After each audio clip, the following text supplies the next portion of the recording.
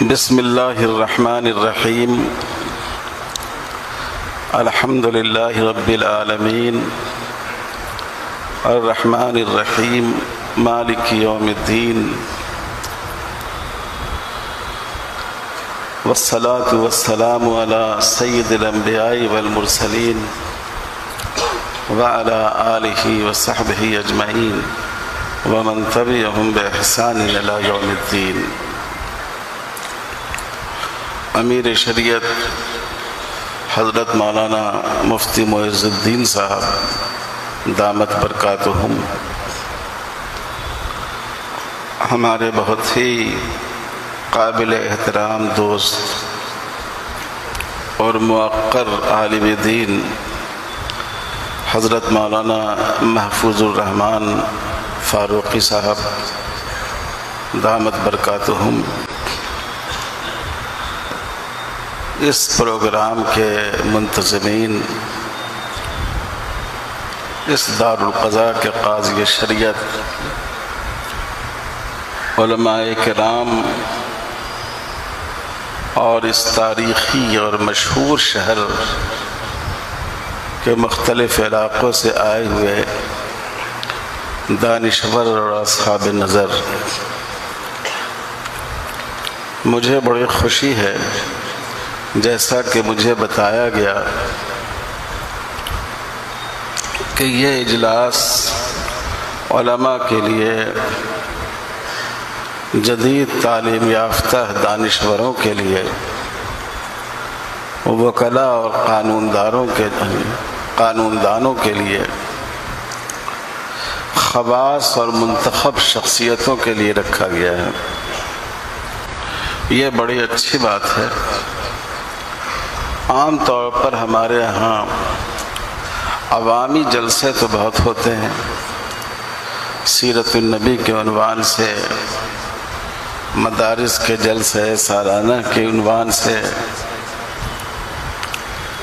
لیکن خواص کے پروگرام بہت کم ہوتے ہیں۔ کہنے میں کوئی حرج نہیں ہے کہ اس وقت اس ملک میں جو برسر اقتدار پارٹی ہے، اس کے پیچھے جو نظریاتی طاقت ہے، جس کو ہم لوگ RSS کہتے ہیں، آپ ان کے پروگراموں کا کبھی مطالعہ کیجیے۔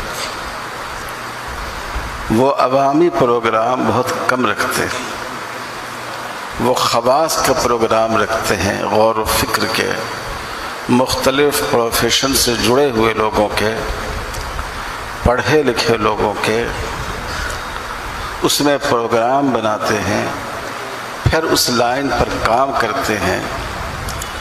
اس کا نتیجہ یہ ہے کہ پچھلے 100 سال میں انہوں نے اقتدار کے بام و در پر قبضہ اور تسلط حاصل کر لیا ہے۔ ہم لوگوں کو بڑے بڑے جلسے، اس میں پرجوش تقریروں کا اور نعرے تکبیر لگانے کا تو بہت ذوق ہے، لیکن کبھی ہم سنجیدگی کے ساتھ بیٹھیں، غور کریں، کوئی منصوبہ بندی کریں، کوئی پلاننگ کریں، امت کے لیے، امت کے نوجوانوں کے لیے، ایسی کوشش ہمارے یہاں بہت کم ہوتی ہے۔ حضور صلی اللہ علیہ وسلم نے جب نبی بنائے گئے تو پہلے آپ نے بنو ہاشم کے لوگوں کو جمع فرمایا۔ وَأَنذِرْ عَشِيرَتَكَ الْأَقْرَبِينَ، جب اللہ تعالیٰ نے فرمایا کہ اپنے قریبی لوگوں کو دین کی دعوت دیجیے، تو حضور صلی اللہ علیہ وسلم نے بنو ہاشم کی اہم شخصیتوں کو جمع فرمایا۔ جتنے اس میں بااثر لوگ تھے، اس میں ابو لہب بھی تھے، ان کو حضور نے جمع فرمایا، اور صرف جمع نہیں فرمایا، ان کے لیے کھانے پینے کا انتظام بھی فرمایا۔ اور وہاں سے آپ نے اپنی بات شروع کی۔ جب اس مرحلے سے آپ گزر گئے تب آپ نے صفا کی پہاڑی پر چڑھ کر عام اعلان فرمایا، اپنے مشن کو اور اپنے دین کو پیش فرمایا۔ تو کام کا صحیح طریقہ یہ ہوتا ہے کہ پہلے سماج کے سمجھدار لوگ، پڑھے لکھے لوگ، با اثر لوگ، خواص سر جوڑ کر بیٹھیں، عوام کے لیے پروگرام بنائیں اور اس پروگرام کو کس طرح نافذ کیا جائے اس کی تدبیر کریں۔ یہاں ماشاءاللہ بہت سے علماء اور خطبہ ہیں، اور مرہٹوارہ میں سمجھتا ہوں کہ دکن کے علاقے میں سب سے زیادہ علمی اور تعلیمی سرزمین رہی ہے، دینی تعلیم کا مرکز رہی ہے۔ تو اکثر آپ لوگوں کو تجربہ ہوگا کہ بڑے جلسے ہوتے ہیں، نوجوان شریک ہوتے ہیں، آپ کے پاس آئے، آپ نے پوچھا بھائی کیسا رہا جلسہ؟ صاحب بہت اچھا جلسہ رہا، اور فلاں صاحب نے تو حضرت اتنا اچھا بیان کیا کہ کوئی حد ہی نہیں۔ اچھا بھائی ٹھیک ہے، کیا بات بیان کی، کیا پیغام آپ نے ان کی تقریر سے حاصل کیا؟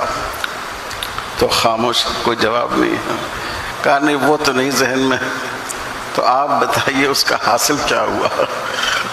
اگر آپ کسی طالب علم کو پوری کتاب پڑھا دیں، محنت سے پڑھائیں، بہترین لیکچر دیں، اور جب امتحان میں سوال کیا جائے تو طالب علم کہے کہ یہ تو ہم نے سمجھا ہی نہیں، تو سوچئے اس پڑھائی کا کوئی حاصل ہے؟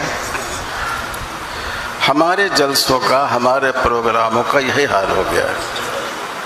عام طور پر ہم کان کی لذت کے لیے سنتے ہیں اور اپنے جذبات کی تسکین کے لیے، کیا کوئی خاص بات ہے کیا؟ اپنے جذبات کی تسکین کے لیے نعرے لگاتے ہیں۔ تو جب میں نے سنا کہ یہاں ایک خاص قسم کے مجمع کو جمع کیا گیا ہے، جس میں علماء ہیں، جس میں ائمہ ہیں، جس میں ہماری امت کے، اچھا جی ٹھیک، جس میں تعلیم یافتہ حضرات ہیں، دانشور ہیں، وکلاء بھی ہیں، تو مجھے بڑی خوشی ہوئی کہ اس وقت کے حالات میں مسلمانوں کو ہر شہر میں ایسے پروگرام رکھنے چاہیے جس میں ایسے لوگ ایک جگہ جمع ہو کر ملت کے مسائل پر غور کریں۔ آپ جانتے ہیں جس میں ایک لحاظ سے چھوٹے اعضاء میں بہت ہی چھوٹا عضو یہ انسان کا دماغ ہوتا ہے، ہاتھ سے بھی چھوٹا، پاؤں سے بھی چھوٹا، پیٹ سے بھی چھوٹا، لیکن پوری جسم کے بارے میں دماغ ہی سوچتا ہے اور دماغ ہی فیصلہ کرتا ہے۔ جو اہمیت دماغ کی ہے، اگر وہ اہمیت آپ پیٹ کو دے دیں تو آپ سوچئے کہ ہماری اور آپ کی زندگی قائم رہ سکتی ہے؟ تو افراد تو امت کے بہت سارے ہیں، لیکن جو مساجد کے ذمہ داران ہیں، جو ائمہ ہیں، جو خطبہ ہیں، جو وکلاء اور قانون داں ہیں، جو صحافی ہیں، جو اس سماج کے خواص ہیں، جن کے مشوروں پر اور جن کے رائوں پر لوگ چلتے ہیں، ان کی حیثیت اصل میں امت کے دماغ کی ہے۔ ان کو سنجیدگی کے ساتھ بیٹھنا چاہیے، سوچنا چاہیے، مسائل کا تجزیہ کرنا چاہیے۔ ہمارے مسائل ہیں کیا؟ ان مسائل کا حل کیا ہے؟ جو حل ہے اس کو زمین پر لانے اور نافذ کرنے کی کیا صورت؟ یہ تینوں باتیں، مسئلہ کیا ہے، اس مسئلے کا حل کیا ہو سکتا ہے، یہ دوسرا سوال ہے، اس حل کو ہم کیسے اپنی زمین پر نافذ کر سکتے ہیں، اس پر سنجیدگی کے ساتھ، متانت کے ساتھ، گہرائی کے ساتھ غور کرنا چاہیے۔ اس میں آپ کے خون کو گرم کرنے والے الفاظ تو نہیں ملیں گے، اس میں آپ سے نعرہ لگوانے والی تقریریں تو اس میں نہیں ہوں گی، لیکن آپ کے مستقبل کو سنوارنے والی، آپ کے مستقبل کو تعمیر کرنے والی باتیں ہوں گی انشاءاللہ، اور یہ اس وقت امت کی بہت بڑی ضرورت ہے۔ ماشاءاللہ مجھ سے پہلے حضرت مولانا مفتی معز الدین صاحب کا خطاب ہو چکا ہے۔ ہمارے نوجوان دوست بڑی اچھی استعداد اور صلاحیت کے حامل ہیں۔ مولانا جمال عارف صاحب، انہوں نے آپ سے خطاب کیا ہے۔ ابھی مولانا عمر عابدین صاحب نے آپ سے خطاب کیا ہے، شاید اور بزرگوں نے بھی خطاب کیا ہوگا۔ تو میں نے پہلے ہی یہاں میزبانوں سے عرض کر دیا تھا کہ آج کل میری صحت ایسی ہے کہ میں زیادہ دیر تک بات نہیں کر سکتا ہوں، تو جو دوسرے حضرات ہیں ان کا خطاب ہو، اور اخیر میں جو خون لگا کر شہید ہونا کہتے ہیں اس کے مترادف میں کچھ کہہ کے اس کے بعد دعا کرا دوں۔ تو ماشاءاللہ اہم اور مفید باتیں آپ حضرات کے سامنے آ چکی۔ میرا اور آپ سب کا تعلق All India Muslim Personal Law Board سے ہے۔ یہ جو مسلم پرسنل لاء بورڈ ہے، اس کو آپ معمولی چیز نہیں سمجھیں۔ میں کئی ملکوں میں گیا، پڑوسی ملکوں میں بھی گیا، وہاں کے مسلمان، وہاں کے علماء، وہاں کے دانشوران، یہ جو مسلمانوں کا متحدہ وفاق ہے، اس پر وہ حیرت اور رشک کرتے ہیں۔ ان کو یہ بات سمجھ میں نہیں آتی کہ ہندوستان کے مسلمانوں نے کیسے ایسا بورڈ قائم کیا جس میں ایک ہی اسٹیج پر ایک دیوبندی بھی بیٹھتا ہے، ایک بریلوی بھی بیٹھتا ہے، ایک حنفی بھی بیٹھتا ہے، ایک اہل حدیث بھی بیٹھتا ہے، جماعت اسلامی کا نمائندہ بھی بیٹھتا ہے، جمعیت علماء کا نمائندہ بھی بیٹھتا ہے، ایک مولوی بھی بیٹھتا ہے، ایک وکیل بھی بیٹھتا ہے، ایک روایتی قدیم تعلیم یافتہ بھی بیٹھتا ہے، ایک جدید تعلیم یافتہ بھی بیٹھتا ہے۔ ان کو اس پر حیرت ہوتی ہے۔ میرے بھائیوں، یہ بات یوں ہی نہیں ہوگی، اس کے لیے ہمارے بزرگوں نے بڑی قربانیاں دی۔ اس ملک میں 1972 میں پہلی دفعہ مسلم پرسنل لاء کے خلاف قوت کے ساتھ آواز اٹھنی شروع ہوئی۔ مسلم پرسنل لاء کا مسئلہ تو انگریزوں کے دور سے چلا آ رہا ہے۔ علماء کی کوششوں سے 1937 میں شریعت اپلیکیشن ایکٹ پاس ہوا، اور 1939 میں قانون انفساخ نکاح بنا۔ یہی دونوں سمجھیے کہ ہمارے قانون شریعت کی بنیاد ہیں۔ اور جب یہ ملک آزاد ہوا تو اس وقت اس کے دستور میں یہ بات شامل رکھی گئی کہ ملک کے ہر شہری کو مذہبی آزادی حاصل ہوگی۔ مذہبی آزادی سے مراد یہ رکھی گئی کہ اپنے مذہب کے مطابق عقیدہ رکھنے کی، اپنے مذہب کے مطابق عمل کرنے کی پریکٹس کی، اپنے مذہب کی تبلیغ کی۔ تو یہ جو مذہب پر عمل کرنے کی گنجائش رکھی گئی، اس کے دائرے میں مسلم پرسنل لاء آ گیا۔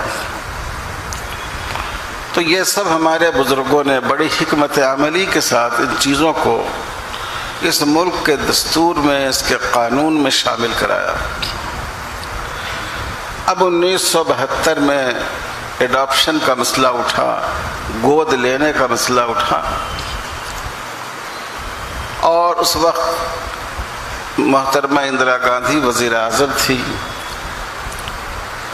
اور حکومت کے بعد نمائندہ لوگوں نے، وزیر قانون تھے اس زمانے کے گوکھلے، انہوں نے کہنا شروع کیا کہ اب وقت آ گیا ہے کہ اس ملک میں کامن سول کوڈ نافذ کیا جائے۔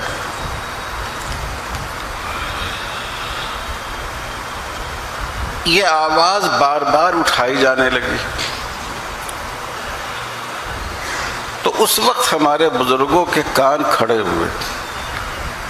سب سے پہلے حضرت مولانا سید منت اللہ رحمانی رحمۃ اللہ علیہ نے بہار میں امارت شریعہ کے تحت مسلم پرسنل لا کانفرنس رکھی، اور اس میں جمعیت علماء کے صدر، اس وقت کے صدر حضرت مولانا مفتی عتیق الرحمان صاحب عثمانی، اور جماعت اسلامی کے اس وقت کے امیر مولانا ابو اللیث اصلاحی ندوی، ان حضرات کو دعوت دی، اور وہاں سے ایک طرح سے یہ کام شروع ہوا۔ پھر مولانا منت اللہ صاحب رحمۃ اللہ علیہ کی تحریک پر دارالعلوم دیوبند میں اس کے لیے ایک اجتماع رکھا گیا۔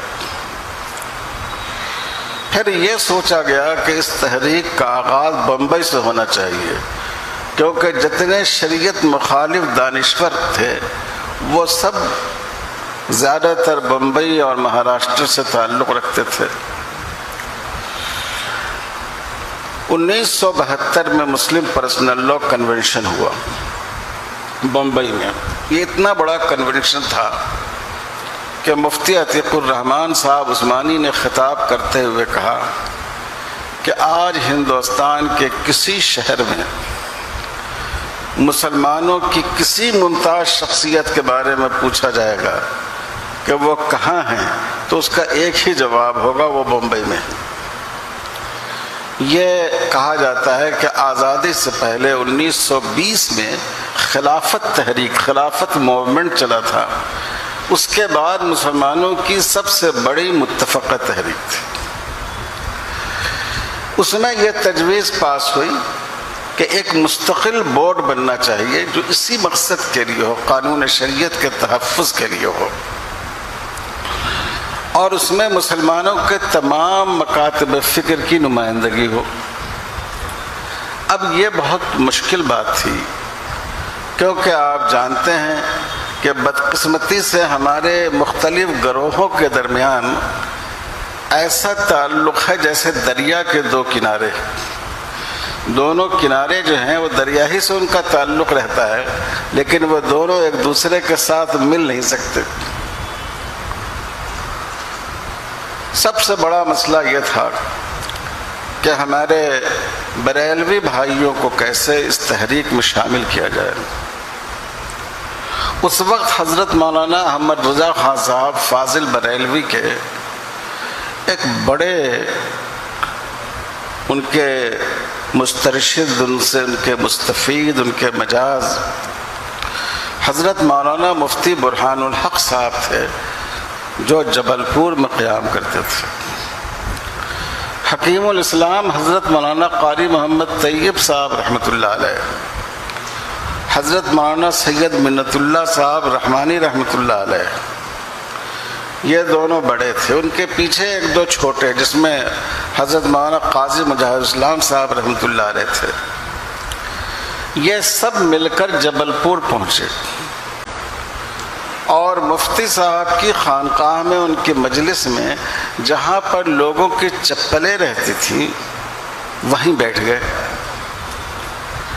جب لوگوں نے دیکھا کہ یہ کچھ وجیح شکل و صورت کے لوگ ہیں، پوچھا کہ کون صاحب ہے، معلوم ہوا، پھر مفتی صاحب نے ان کو آگے بلوایا۔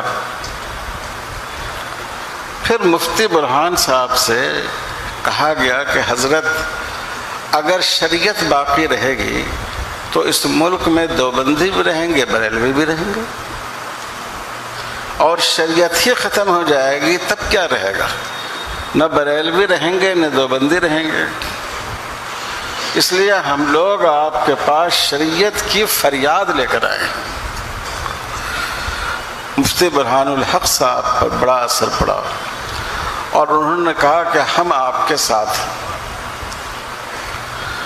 جب انتخاب ہوا تو اب پھر یہ مسئلہ تھا کہ بورڈ کا صدر کون بنے۔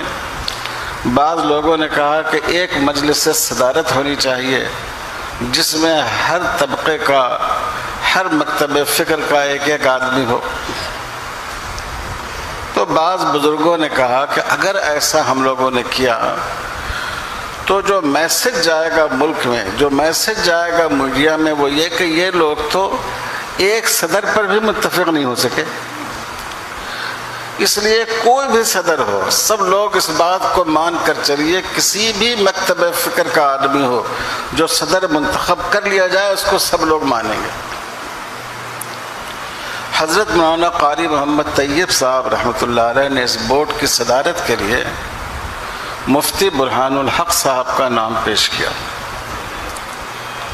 اور مفتی برہان الحق صاحب نے قاری طیب صاحب رحمۃ اللہ علیہ کا نام پیش کیا، اور قاری صاحب کے نام پر لوگوں کا اتفاق ہو گیا۔ یہ کہانی میں نے آپ کو قصہ گوئی کے طور پر نہیں سنائی ہے، یہ کہانی اس لیے سنائی ہے کہ ہمارے بزرگوں نے کتنے ایثار سے کام لے کر، کتنی قربانی سے کام لے کر اس ادارے کو قائم فرمایا ہے۔ اور آپ یقین جانیے کہ اگر بورڈ قائم نہیں ہوا ہوتا تو پورا قانون شریعت آپ کا ختم ہو گیا ہوتا، جو ہندو میرج لا ہے وہی مسلمانوں پر نافذ ہو گیا ہوتا۔ اور سب سے بڑی بات یہ ہے کہ آدمی کو نقصان ہو اور احساس نقصان ہو، احساس ضیاع بھی ختم ہو جائے، احساس نقصان بھی ختم ہو جائے، تو مسلمانوں کا ایسا مزاج بن گیا ہوتا کہ ان کو اس کا احساس بھی نہیں ہوتا، اس پر کوئی افسوس بھی نہیں ہوتا کہ ہم سے ہمارے مذہبی قوانین کو، ہماری شریعت کو چھین لیا گیا ہے۔ تو اس مقصد کے لیے ہمارے بزرگوں نے مسلم پرسنل لاء بورڈ کو قائم کیا، اور اس کا ایجنڈا بہت محدود رکھا۔ بورڈ کے ایجنڈے میں نہ مسلمانوں کی تعلیم کا مسئلہ ہے، نہ مسلمانوں کی معیشت کا مسئلہ ہے، نہ ہندو مسلم فسادات کا مسئلہ ہے، اس میں صرف مسلمانوں کے قوانین شرعی کی حفاظت کا مسئلہ ہے۔ ایجنڈے کو اس لیے محدود رکھا گیا کہ جب ایجنڈا پھیلتا ہے، وسیع ہوتا ہے، تو اختلافات بڑھتے ہیں۔ اگر آپ کسی ایک سیاسی جماعت کی تائید کریں تو دوسرے لوگ اس کی مخالفت کریں گے۔ تو بڑی حکمت سے ہمارے بزرگوں نے سوچا کہ اس وفاق کو، اس بورڈ کو باقی رکھنے کے لیے ضروری ہے کہ ہم اس کا ایجنڈا اتنا محدود رکھیں جس پر تمام مسلمانوں کا اتفاق، شیعہ بھی، سنی بھی، بوہرے بھی، بریلوی بھی، دیوبندی بھی، حنفی بھی، اہل حدیث بھی، سارے کے سارے لوگوں کو جس سے اتفاق ہو۔ تو اس طرح یہ بورڈ قائم ہوا۔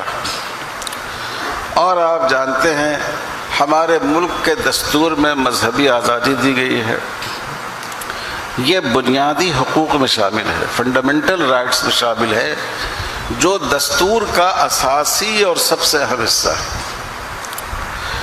دستور کے رہنما اصولوں میں جس کی حیثیت ایک اخلاقی ہدایت کی ہے، اس میں یہ بات بھی رکھ دی گئی ہے کہ آہستہ آہستہ یہاں کامن سول کوڈ، یکساں قانون، سول قانون لانے کی کوشش کی جائے گی۔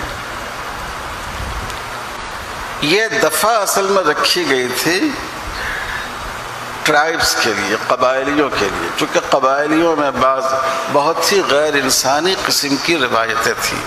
آپ کو معلوم ہونا چاہیے آج بھی ہندوستان میں، مشرقی ہندوستان میں، نیپال کے قرب و جوار میں بعض ایسے قبائل ہیں جہاں ایک عورت کے 2 شوہر ہوتے ہیں، ان کا نکاح ہوتا ہے باضابطہ۔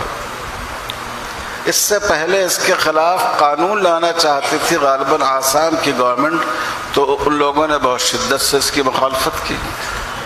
تو ایسے بہت سے قوانین تھے، ستی کا قانون تھا عورت کو شوہر کے ساتھ زندہ جلا دینے کا۔ تو ان قوانین سے بچانے کے لیے یہ بات ہوئی تھی کہ کوشش کی جائے گی ایک مہذب یکساں قانون لایا جائے، لیکن پھر بھی اس وقت مسلمانوں نے اس پر اعتراض کیا۔ دستور ساز کونسل میں جو مسلمان ارکان تھے جس میں مسلم لیگ کے بھی رکن تھے کیرالہ سے، ان حضرات نے اس پر اعتراض کیا تھا۔ تو اس وقت امبیڈکر نے کہا کہ کوئی پاگل ہی حکومت ہوگی جو اتنی بڑی مسلم آبادی کی خواہش کو نظر انداز کر کے کامن سول کوڈ نافذ کر دے گی۔ بابا صاحب امبیڈکر کو اندازہ نہیں تھا کہ آئندہ یہ ملک پاگلوں ہی کے حوالے ہونے والا ہے۔ تو آپ آج دیکھیے کہ آج جو برسر اقتدار پارٹی ہے اس نے اپنے منشور میں اس بات کو شامل رکھا ہے کہ ہم کامن سول کوڈ نافذ کرنے کی کوشش کریں گے، لانے کی کوشش کریں گے۔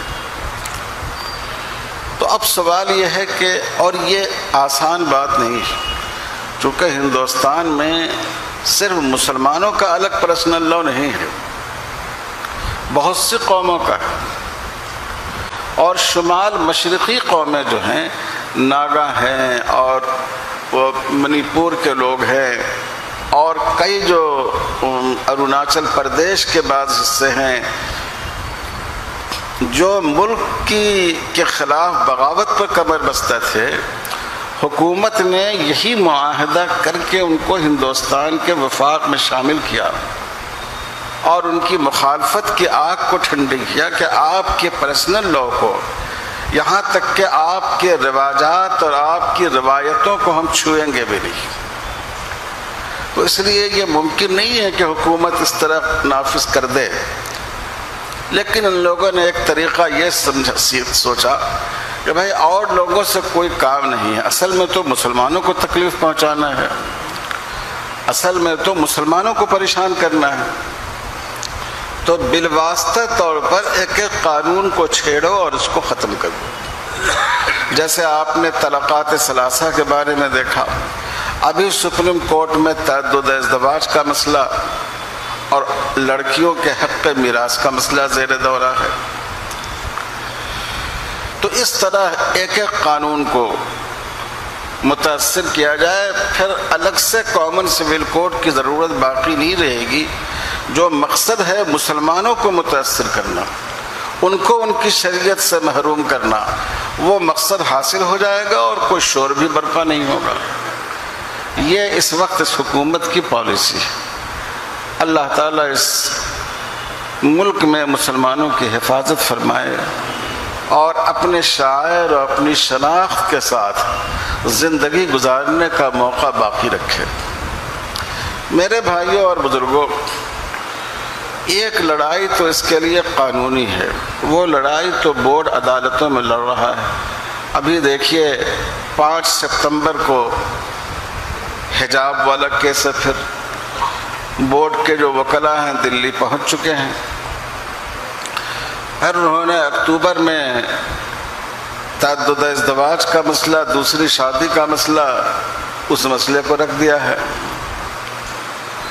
تو کورٹ میں جو عدالتی پیروی ہو سکتی ہے وہ تو بورڈ کوشش کر رہا ہے، اور ہمارے جو قانون داں بھائی ہیں وہ اس میں بہت مدد بھی کرتے ہیں، اچھے وکلاء کو۔ بلکہ ہم لوگ چاہتے ہیں کہ بحث کے لیے کسی سینئر غیر مسلم وکیل کو کھڑا کیا جائے، جیسے اس سے پہلے کپل سبل صاحب کو کھڑا کیا گیا، اور اب بھی یہی پالیسی ہے بورڈ کی۔ لیکن ایک بات آپ سے عرض کر دیں، جو آدمی میدان میں اترتا ہے اسی کو بعض دفعہ بظاہر شکست کا منہ بھی دیکھنا پڑتا ہے۔ آپ مقدمہ جیتیں گے یا ہاریں گے یہ آپ کے ہاتھ میں نہیں ہے، آپ کے ہاتھ میں یہ ہے کہ آپ اپنے کیس کو مضبوطی کے ساتھ پیش کریں، لیکن آپ کے ساتھ انصاف ہوگا یا نہیں ہوگا یہ عدالت کے ہاتھ میں ہے۔ جیسے میں آپ کو بتاؤں، بابری مسجد کا کیس تھا، مسلمانوں نے لڑا، طویل عرصہ تک لڑا، ہندوستان کی تاریخ کے طویل مقدمات میں سے ایک ہے، ڈھیر سارا پیسہ خرچ ہوا، ڈھیر ساری محنتیں اور صلاحیتیں خرچ ہوئیں، لیکن فیصلہ بظاہر ہمارے حق میں نہیں ہوا۔ لیکن یہ ہماری ناکامی نہیں، مسلمانوں نے اس مقدمے میں جتنے نکات اٹھائے تھے کورٹ کو ان سب کو قبول کرنا پڑا۔ مسلمانوں کا کہنا تھا کہ اس کے نیچے کوئی مندر نہیں ہے، کورٹ نے قبول کیا کہ اس کا کوئی ثبوت نہیں ہے کہ اس کے نیچے مندر ہے۔ مسلمانوں کا کہنا تھا کہ کسی مندر کو گرا کر یہ مسجد نہیں بنائی گئی ہے، سپریم کورٹ نے اپنے فیصلے میں صراحت کی کہ کسی مندر کو ڈھا کر اور گرا کر اس مسجد کی تعمیر نہیں ہوئی ہے۔ مسلمانوں کا دعویٰ تھا کہ یہ سنی وقف بورڈ یو پی کی ملکیت ہے، کورٹ نے اس کو تسلیم کیا اور اسی لیے اس کے عوض 5 ایکڑ زمین کی پیشکش کی۔ لیکن ایک خصوصی استثنائی دفعہ کے تحت انہوں نے اس میں برادران وطن کو پوجا کی اور اپنی عبادت گاہ کی اجازت دے دی۔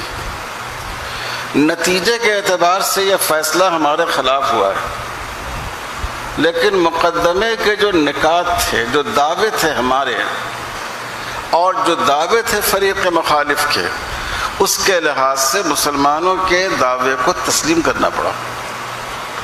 یہ ہماری بہت بڑی جیت ہے، یہ دلیل کی جیت ہے، یہ منطق کی جیت ہے۔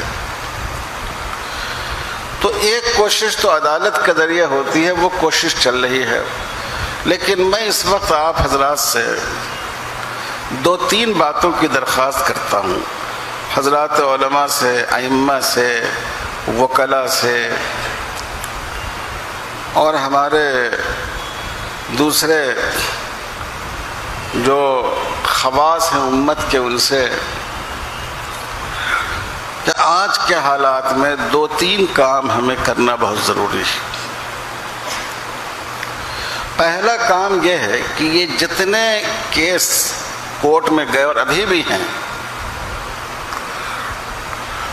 یہ گورنمنٹ خود نہیں آئی ہمارے پاس،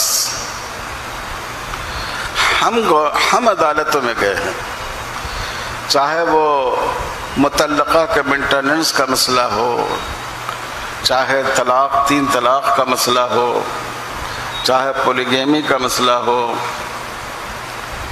گورنمنٹ خود ہمارے پاس نہیں آئی، کورٹ نے اپنی طرف سے کسی کو ہمارے پاس نہیں بھیجا، ہم خود کورٹ میں گئے، ہم نے خود گورنمنٹ سے کہا کہ آپ ہمارے اس معاملے میں دخل دیجئے، تب گورنمنٹ ہمارے پاس آئی۔ اگر ہم اپنے معاملات کو کورٹ تک نہیں لے جاتے، ہم اپنے سماج میں اس کو حل کر لیتے، تو نہ کورٹ کو اس میں آنے کی ضرورت ہوتی، نہ گورنمنٹ کو اس میں کوئی دخل دینے کی گنجائش ہوتی۔ تو ہمیں اس بات کی کوشش کرنی چاہیے کہ ہم اپنے مقدمات کو، اپنے نزاعات کو سماج میں حل کر لیں۔ یہاں ماشاءاللہ دارالقضاء کا نظام قائم ہے، یہ نظام اسی لیے قائم کیا گیا ہے کہ ہم اپنے مسائل کو اپنے گھر میں حل کر لیں۔ دیکھیے، دنیا کی کوئی عدالت ایسی نہیں ہے جس میں دونوں فریق جیت کر آئے۔ کبھی آپ نے سنا ہے اپنے شہر میں 2 فریق گئے، دونوں جیت کر آ گئے؟ ایک جیتیں گے اور ایک ہاریں گے۔ لیکن یہ جو دارالقضاء ہے، آپ جو اپنے قاضی شریعت کے پاس آئیں گے اور ان کے فیصلے کو آپ قبول کریں گے، تو آپ یقین جانیے جو جیتنے والے ہیں وہ بھی جیتیں گے اور جو ہارنے والے ہیں وہ بھی جیتیں گے۔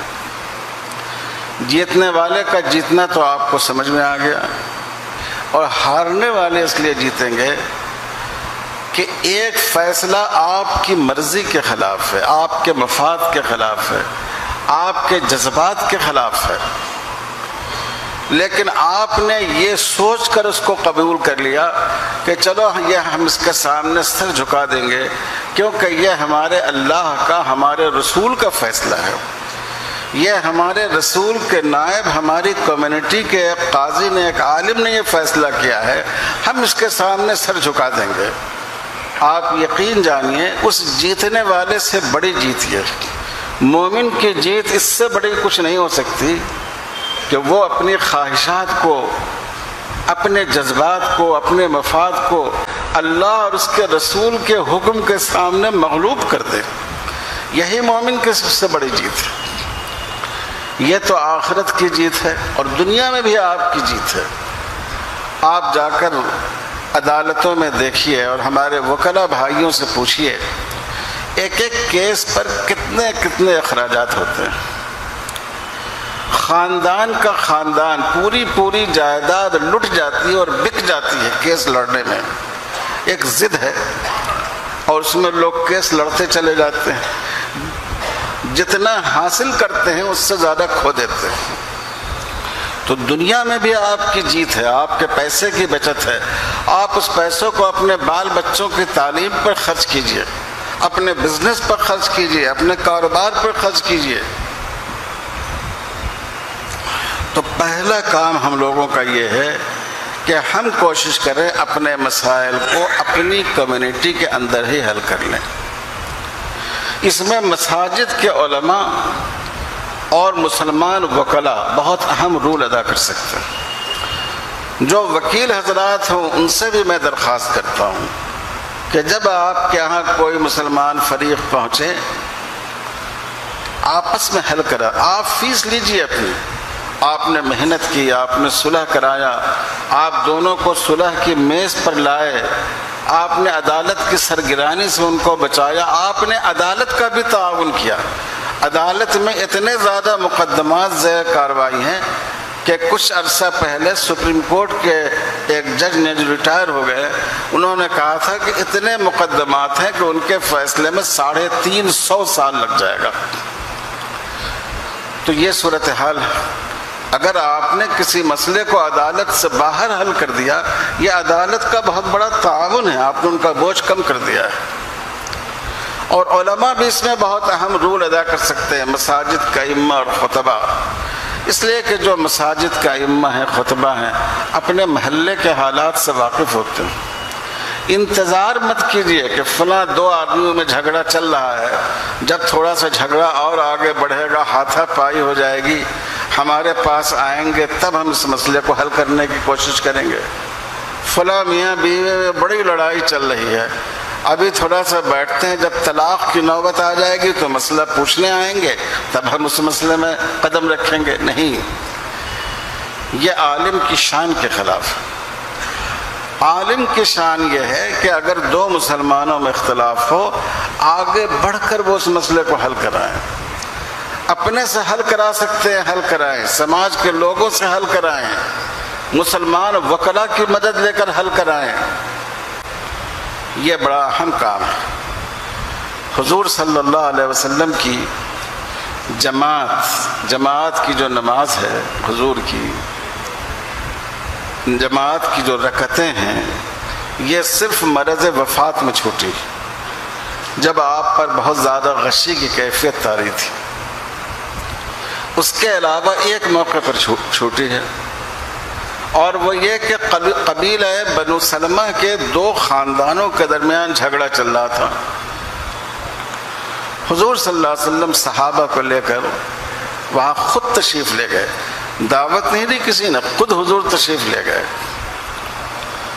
جو صحابہ آپ کے ساتھ تھے، جس میں حضرت ابو بکر صدیق رضی اللہ تعالیٰ عنہ جیسے آپ کے رفیق صدوق بھی تھے، ان سب کو کہا کہ تم لوگ مسجد میں ٹھہرو۔ آپ وہاں گئے، ان کو بٹھایا، ان سے باتیں کی، اس کو حل کرنے کی کوشش کی۔ اتنی تاخیر ہو گئی کہ یہاں صحابہ کو یہ خیال ہوا کہ کہیں عصر کی نماز قضا نہ ہو جائے۔ تو حضرت بلال رضی اللہ تعالیٰ عنہ حضرت ابو بکر رضی اللہ تعالیٰ عنہ کے پاس گئے، کہا حضرت نماز پڑھا دیجئے، وقت نکل رہا ہے۔ حضرت ابو بکر بہت رقیق القلب آدمی تھے، انہوں نے فرمایا کہ میں نہیں پڑھا سکوں گا۔ پھر کہا کہ اگر تم چاہو تو ابو عبیدہ کو کہو۔ پھر حضرت ابو عبیدہ رضی اللہ تعالیٰ عنہ کے پاس گئے، حضرت ابو عبیدہ نے نماز شروع کرائی۔ جب نماز شروع ہو چکی تھی یا ایک آدھ رکعت ہو چکی تھی، تب حضور صلی اللہ علیہ وسلم تشریف لائے۔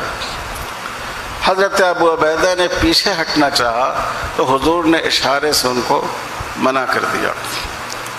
میرے بھائیوں اور بزرگوں، ایک تو دیکھیے کہ حضور صلی اللہ علیہ وسلم خود تشریف لے گئے. آپ نے یہ نہیں سوچا کہ میں پیغمبر ہوں، میں نبی ہوں، اللہ نے میرا یہ درجہ رکھا ہے، میں بن بلایا مہمان کیوں بنوں؟ لوگ آئیں گے، خوشامد کریں گے، کہیں گے تب ہم جائیں گے. نہیں، حضور صلی اللہ علیہ وسلم خود تشریف لے گئے. پھر آپ دیکھیے کہ عزت نفس کا کتنا خیال رکھا حضور نے. جب اختلاف ہوتا ہے اس میں اونچی نیچی باتیں بھی ہو جاتی ہیں، آدمی ایک دوسرے کو برا بھلا بھی کہتا ہے.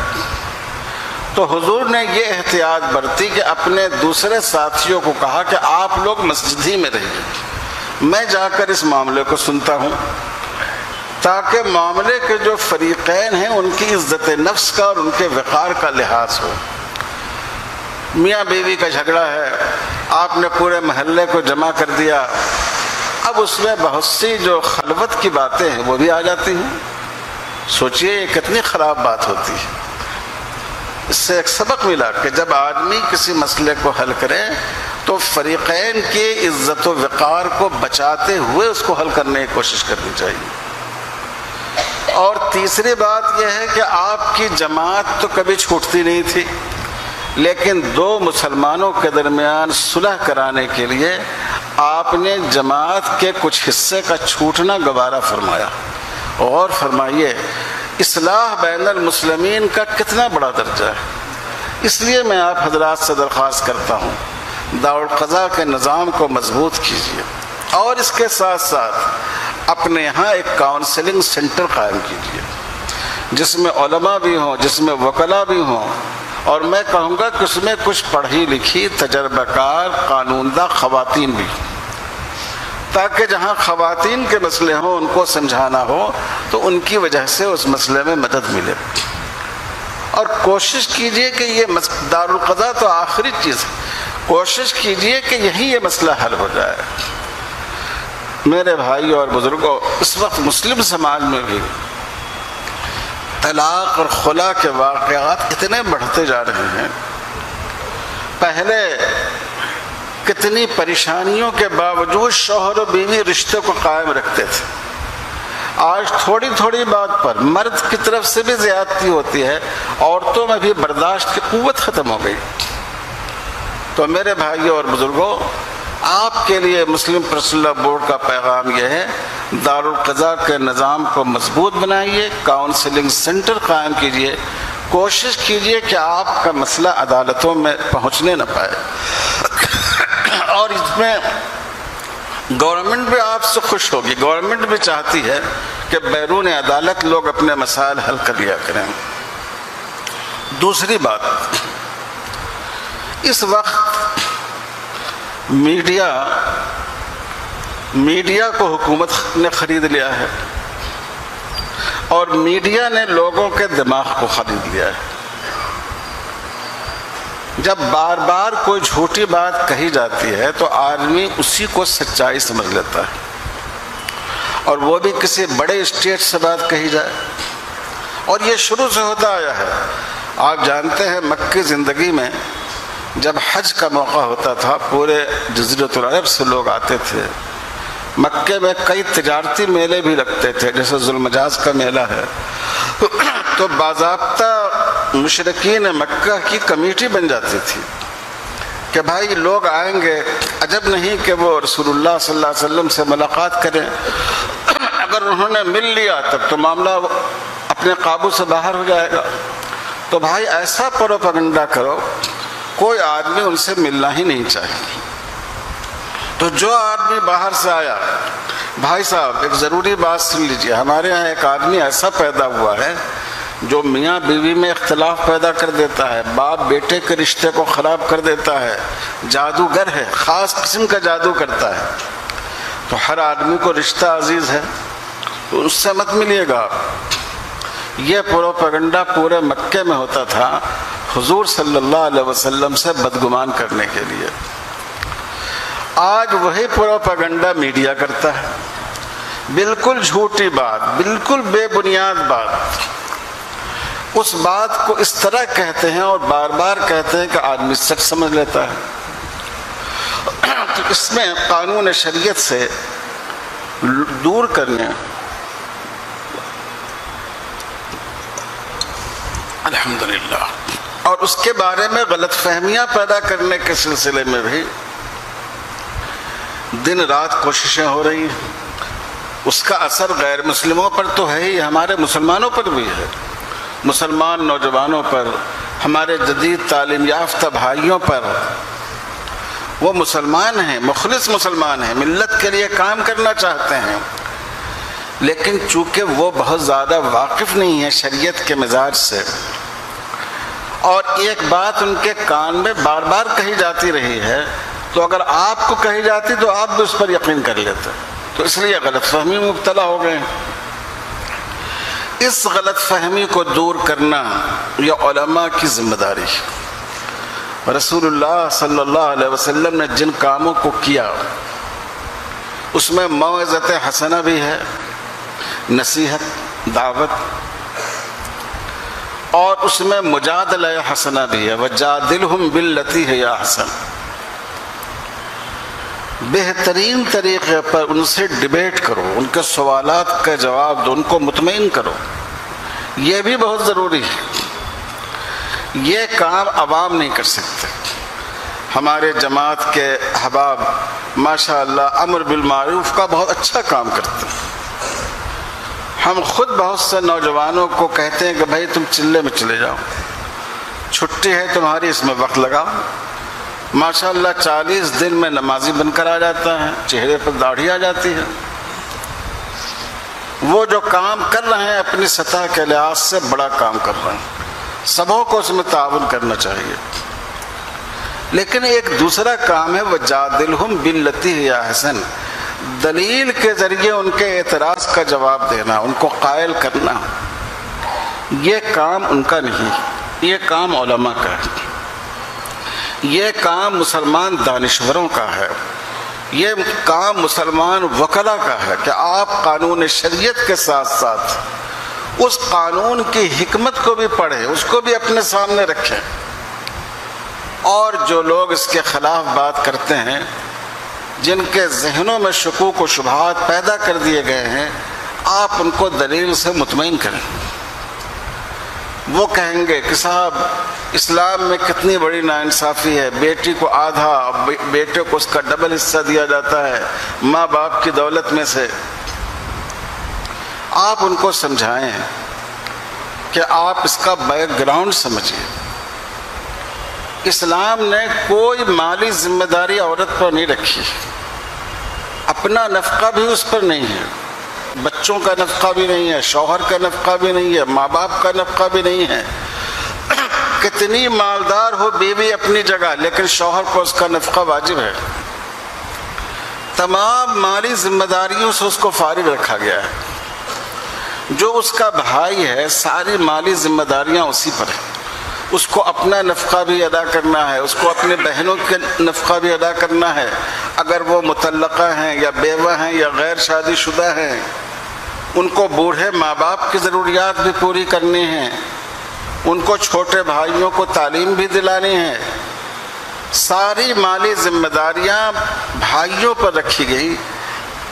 تو اگر کوئی آدمی ہماری عقل سے پوچھتا تو ہم تو کہتے اور زیادہ فرق ہونا چاہیے دونوں کے حصے میں، لیکن شریعت نے عورت کی کمزوری کا خیال کرتے ہوئے 1 اور 2 کا فرق رکھا۔ بھائی 2 آنا بیٹے کو ملے گا، 1 آنا بیٹی کو ملے گا۔ یہ فرق مرد و عورت ہونے کی بنا پر نہیں ہے، یہ فرق اس بنیاد پر ہے کہ جس کی ذمہ داریاں زیادہ ہوں گی اس کے حقوق زیادہ ہوں گے، اور جس کی ذمہ داریاں کم ہوں گی ان کے حقوق کم ہوں گے۔ تو آپ جب اس منطق کے ساتھ یہ بات لوگوں کو سمجھائیں گے تو انشاءاللہ لوگ اس کو قبول کریں گے، لوگ اس کی اہمیت کو محسوس کریں گے۔ اس کے لیے بورڈ میں ایک شعبہ قائم ہے تفہیم شریعت کا، کہ تفہیم کہ جو علماء کی بیٹھک ہو وکلاء کے ساتھ، قانون دانوں کے ساتھ، صحافیوں کے ساتھ، جدید تعلیم یافتہ لوگوں کے ساتھ، آپ کا لیکچر ہے ہو کالجوں میں، اسکولوں میں، لڑکوں میں بھی، طالبات میں بھی، پہلے مسلمانوں میں پھر غیر مسلم بھائیوں میں، تاکہ لوگوں کا ذہن شریعت کے بارے میں صاف ہو۔ یہ ایک بہت بڑی ذمہ داری ہے اور یہ علماء کی ذمہ داری ہے۔ افسوس کی بات یہ ہے کہ ہم نے اس ذمہ داری کو ادا کرنا چھوڑ دیا۔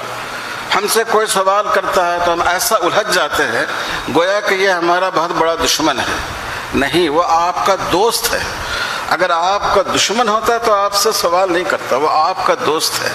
آپ اس کو سمجھائیے، آپ اس کو مطمئن کیجئے، آپ اس کے سوال کو پورے تحمل کے ساتھ سنیے، نرمی کے ساتھ اس کا جواب دیجئے۔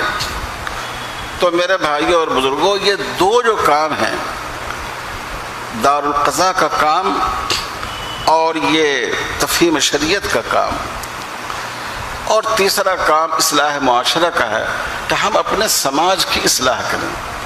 ساری برائیاں یہیں سے پیدا ہوتی ہیں۔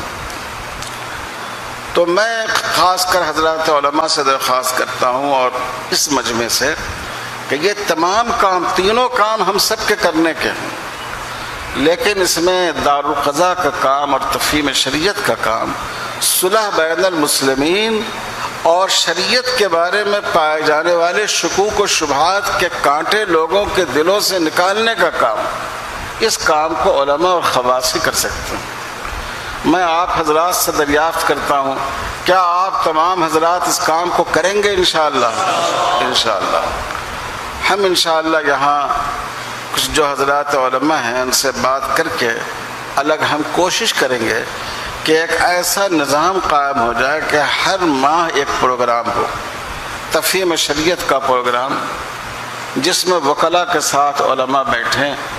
یہاں بھی لاء کالج ہوں گے میں سمجھتا ہوں، قانون کے طلباء کے ساتھ ہمارے علماء بیٹھیں، ان کو قانون شریعت سمجھائیں، اس قانون شریعت کی حکمت سمجھائیں۔ یہ بڑا اہم کام ہے اس وقت کا، اور خود مسلمانوں کے کیس کو کوشش کیجئے کہ وہ عدالتوں میں جانے نہیں پائے۔ یہ انتظار نہ کیجئے کہ لوگ آئیں گے آپ سے کہیں گے بھئی ہمیں کیا پڑی ہے، جن کا مسئلہ ہے وہ سمجھے، میں کیوں جا کر برا ہوں بیچ میں۔ نہیں، یہ مسلمان کا کردار نہیں ہے، یہ مسلمانوں کا رول نہیں ہو سکتا۔ یہ ہمارے حضور صلی اللہ علیہ وسلم کی سنت ہے کہ ہمارے حضور نے نماز میں تاخیر کو گوارا فرمایا دو مسلمانوں کے درمیان صلح کرانے کے لیے۔ تو یہ میری گفتگو کا خلاصہ ہے اس وقت۔ اللہ تعالیٰ، میں بہت شکر گزار ہوں، اور ہمارے عزیز مولانا محبوب صاحب، انہوں نے میرے بارے میں اتنے تعریفی کلمات کہہ دیے۔ اب آدمی کے لیے بہت مشکل ہوتی ہے کہ وہ کیا کہے، یہ بھی نہیں کہہ سکتے کہ یہ بالکل صحیح کہہ رہا ہے، میں تو اس سے زیادہ اچھا اور کوئی آدمی کوئی بات کر رہا اور اس کی تردید اور نفی کی جائے تو وہ بھی اچھا نہیں لگتا ہے۔ لیکن بہرحال میں یہ کہہ سکتا ہوں کہ واقعی جو باتیں ان حضرات نے اور ہمارے دوستوں نے، مفتی وقایت اللہ صاحب اور نے بھی کہی ہیں، واقعی اللہ ہمیں مجھ کو اس کا مصداق بنا دے۔ اور میں آپ حضرات سے درخواست کرتا ہوں، اس وقت اس ملک میں ہم لوگ سرحد پر کھڑے ہیں۔ یہ ملک کی سرحد نہیں ہے، یہ فکر کی سرحد ہے، یہ دین کی سرحد ہے، اور ہم سب کو مل جل کر اپنے چھوٹے چھوٹے اختلافات کو بالائے طاق رکھ کر شریعت کی حفاظت کرنا ہے۔ اس ملک میں اپنی شریعت، اپنے دین، اپنے نبی صلی اللہ علیہ وسلم کی سنت کے ساتھ اس ملک میں زندگی بسر کرنی ہے۔ اللہ تعالی ہم سب کو توفیق عطا فرمائے۔